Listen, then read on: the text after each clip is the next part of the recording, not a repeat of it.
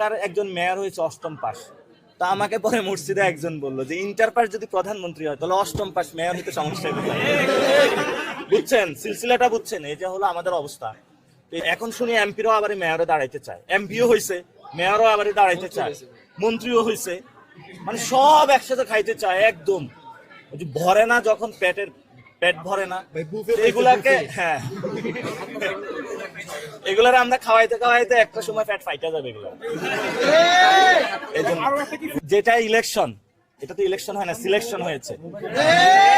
কি করে? এটা হলো ভাগ বটোয়ারা, যে তুই দাঁড়াইতে পারস নাই, তুই ঢাকা 15 হাইরা গেছিস, তোরা এক জায়গায় দিয়ে দিচ্ছে, আরেক জায়গায় একজনকে দিয়ে দিচ্ছে। তা আমি জন্য বলবো যারা মেয়র হয়েছে, এটা কোনো প্রক্রিয়া না। আমরা ভোট দিতে চাই, ভোটের মধ্য দিয়ে যে মেয়র হবে,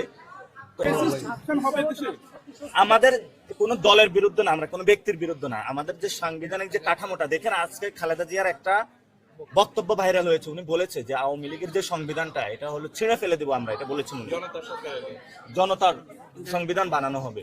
কিন্তু এই যে সালাউদ্দিন সাহেব বিএনপি এই সংবিধানকে হলো কোলো করে রাতের মনে ঘুমায়, মানে এটা ভুলতেই পারে না। তো এটা হলো যে ওইটা সিলেবাসের মতন, এটাতে মনে হয় সিলেবাসে পরীক্ষা হয়েছে ওনার, এটাতেই মনে হয় এই জন্য সরকার গঠন করেছে ভারতের প্রেসক্রিপশনে, এখন এটা ভুলতে পারে না। আমরা বলেছি এই সংবিধান পরিবর্তন করতে হবে। এই সংবিধান একটা ফেসিস্ট কাঠামো, যে কাঠামোর মধ্য দিয়ে বিএনপিও আবার একটা দানব আকারে আমাদের মধ্যে হাজির হচ্ছে।